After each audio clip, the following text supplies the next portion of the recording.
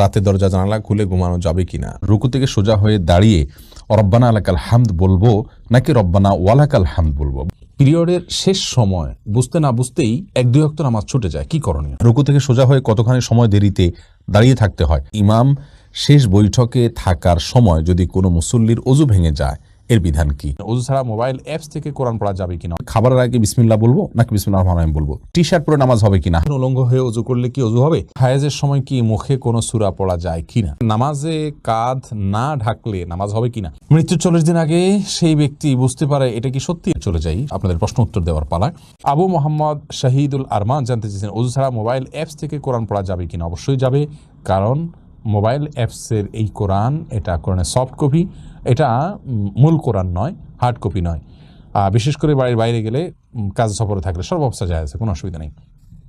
তবে অজু অবস্থা অবশ্যই তেলাওয়াত করতে পারে, এটা ভালো সর্বাবস্থায়। মেঘলা নিজম জানতে চেয়েছেন, হায়েজের সময় কি মুখে কোনো সূরা পড়া যায় কিনা? এ বিষয়ে আমরা বারবার বলেছি, বিষয়টি বিতর্কিত এবং মতপার্থক্যপূর্ণ, বিরোধপূর্ণ। অনেক ওলামাদের কাছে মতে পড়া যায়, বিশেষ করে সৌদি আরবে বিন বাজ, ইবনে উসাইমিন রাহিমাহুল্লাহ সহ অনেক ওলামাদের মতে পড়া যায়।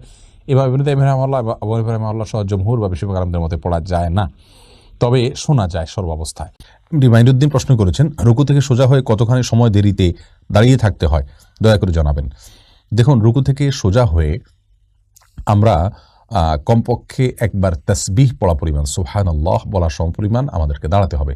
স্বাভাবিকভাবে সুবহানাল্লাহ বলতে যত সময় লাগে, দাঁড়িয়ে সোজা হয়ে কমপক্ষে এতটুকু সময় দাঁড়াতে হবে। আমরা অনেকে মনে করি দাঁড়িয়েই চলে যেতে পারবো না, আমি সোজা হয়ে দাঁড়ানোর পরে অন্তত অপেক্ষা করতে হবে সুবহানাল্লাহ বলতে যে পরিমাণ সময় লাগে, কমপক্ষে এতটুকু, এরপরে আপনি সেজদা যাবেন। এমডি আশরাফুল ইসলাম জানতে চেয়েছেন, টি শার্ট পরে নামাজ হবে কিনা? হ্যাঁ, নামাজ হয়ে যাবে, কিন্তু এরকম কোনো টি শার্ট পরে সালাত আদায় করা উচিত নয় যেটা সালাতের গাম্ভীর্যতার সাথে যায় না। অথবা আপনার এই টি শার্ট পরে আপনি কোথাও যান না, ভালো কোথাও, এরকম যদি হয় তাহলে আপনার জন্য টি শার্ট পরে সালাত আদায় করা জায়েজ হবে না, অন্যথায় জায়েজ হবে। আল্লাহ তাআলা বলেছেন, ইয়া আইয়ুহাল্লাযীনা আমানু খুযু যিনাতাকুম ইনদা কুল্লি মাসজিদ, হে ঈমানদাররা, প্রত্যেক সালাতের সময় সুন্দর পোশাক পরিধান করো।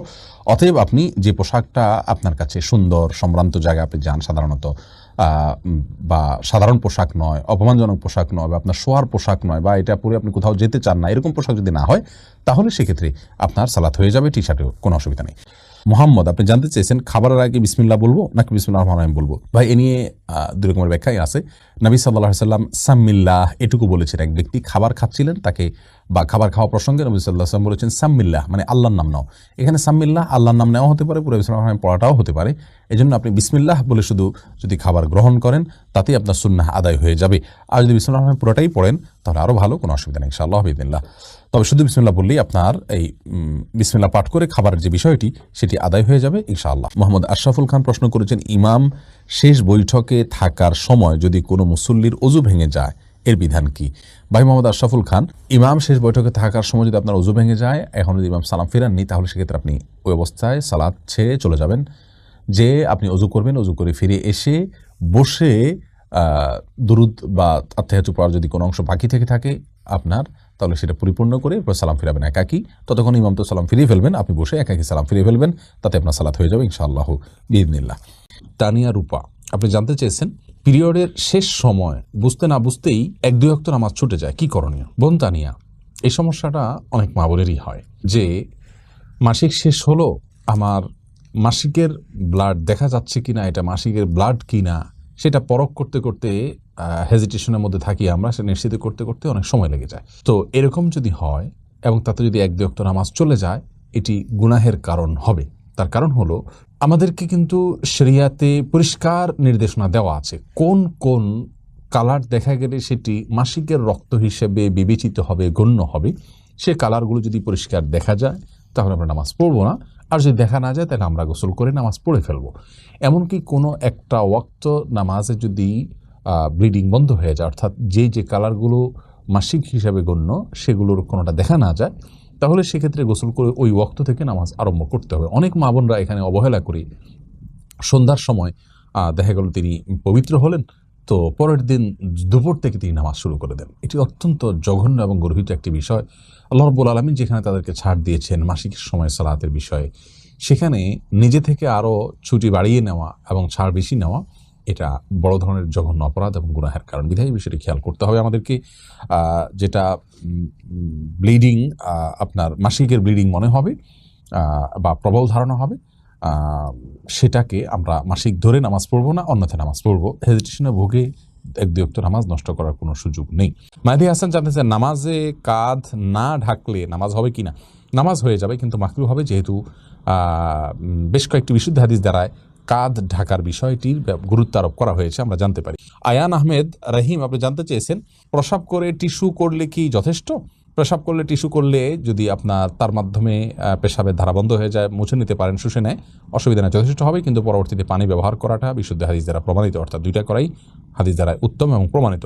মঞ্জুরা পারভিন আপনি প্রশ্ন করেছেন, রুকু থেকে সোজা হয়ে দাঁড়িয়ে রব্বানা আলাকাল হামদ বলবো নাকি রব্বানা ওয়ালাকাল হামদ বলবো? দুইটাই বিশুদ্ধ হাদিস দ্বারা প্রমাণিত, বরং কোনো কোনো বর্ণায় আল্লাহুম্মা রব্বানা আলাকাল হামদ, আল্লাহুম্মা রব্বানা ওয়ালাকাল হামদ এরকমও আছে, যার কারণে আপনি যে কোনোটা পড়েন তাতে আপনার সালাত আদায় হয়ে যাবে, সুন্নাহ আদায় হয়ে যাবে, যেহেতু সবগুলোই হাদিস দ্বারা প্রমাণিত।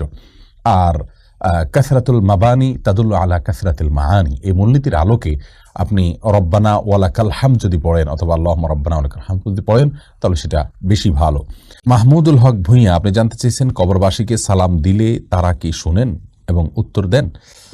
মাহমুদুল হক ভূঁইয়া, আপনার প্রশ্ন উত্তরে বলবো, কবরবাসীকে সালাম দিবেন আপনি, তবে কবরবাসীরা আমাদের কথা শুনতে পান কি না এ বিষয় নিয়ে ওলামাদের মতপার্থক্য রয়েছে। অনেক ওলামা বলেন যে শুনতে পান না, তাদের দলিল হলো আল্লাহ সুবহানাহু ওয়া তাআলা কোরআন কারীমের মধ্যে বলেছেন, ওমা আনতা বিমুসমিআইন মান ফিল কুবুর, যারা কবরবাসী তাদেরকে আপনি শোনাতে পারবেন না, অর্থাৎ তাদেরকে শোনানোর ক্ষমতা আপনার নাই।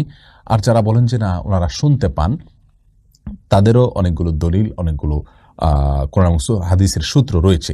সবুজ ভূঁইয়া আপনি জানতে চেয়েছেন, আমি যদি নামাজ পড়ার সময় শুধু ফাতেহা পড়ে রুকুতে চলে গিয়ে মনে পড়ে তাহলে কি করব? ভাই সবুজ ভূঁইয়া, সূরা ফাতিহা পড়েছেন, অন্য সূরা মিলাননি, রুকুতে গেছেন, তারপরে মনে হয়েছে, আপনি সিজদা সাহু করবেন, কারণ সূরা ফাতিহার পরে অন্য সূরা মিলানো ওয়াজিব ওলামায়ে আহনাফের মতে, আমাদের ওলামায়ে কেরামের মতে। আর এই মতটা দলিলের দিক থেকে বেশি শক্তিশালী এবং সমৃদ্ধ। যদিও আরাবিয়ান স্কলারদের মধ্যে সৌদি আরবের ওলামায়ে কেরাম এবং হাম্বলি ফিকহ ফলো করেন ওলামায়ে কেরামের অনেকেই বলেন যে সূরা মিলানো অথবা সূরা ফাতিহা পরবর্তী যে কেরাতের অংশ সেটা ওয়াজিব নয়, সেটা আবশ্যক নয়। আমরা দলিলের আলোচনায় বিস্তারিত গেলাম না, শুধু এটুকু বললাম যে আপনার ওয়াজিব হওয়ার মতটাকে অগ্রাধিকার দিয়ে আপনি সিজদা সাহু করবেন, এটাই আপনার জন্য অধিক নিরাপদ। আরিফ জানতে চেয়েছেন, আজান অবস্থায় কোরআন পড়া যাবে কিনা? যাবে, কোনো অসুবিধা নেই, তবে আজানের সময় কোরআন পড়া বন্ধ করে রেখে আজানের জবাব দেওয়া হলো সুন্নাহ। যখন যে জিনিসটা করা সুন্নাহ সেটাই করা হলো উচিত এবং কর্তব্য।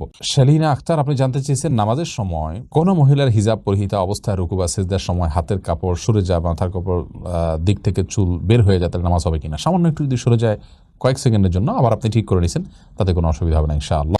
রাহাত হাসান আপনি জানতেছেন, উলঙ্গ হয়ে অজু করলে কি অজু হবে? উলঙ্গ হয়ে যদি কেউ অজু করেন, অজু হয়ে যাবে, কিন্তু এটা নির্লজ্জ কর্ম এবং অনুচিত, কারাহাত বা মাকরুহ থেকে খালি নয়। যে কে তুলি আপনি প্রশ্ন করেছেন, রাতে দরজা জানালা খুলে ঘুমানো যাবে কিনা? সরাসরি কোরআন হাদিসে নিষেধ আছে বলে আমার জানা নেই, তবে হ্যাঁ দরজা বন্ধ করে ঘুমানো নিষেধ, দরজা বন্ধ করতে বলা আছে। তাহমিনা এখন এক মসজিদে টাকা দেওয়ার নিয়ত করে অন্য মসজিদে দেওয়া যাবে কিনা? যাবে, যদি অন্য মসজিদে এর চেয়ে বেশি প্রয়োজন মনে হয় তাহলে নিয়ত পরিবর্তন করা যায়, অসুবিধা নেই।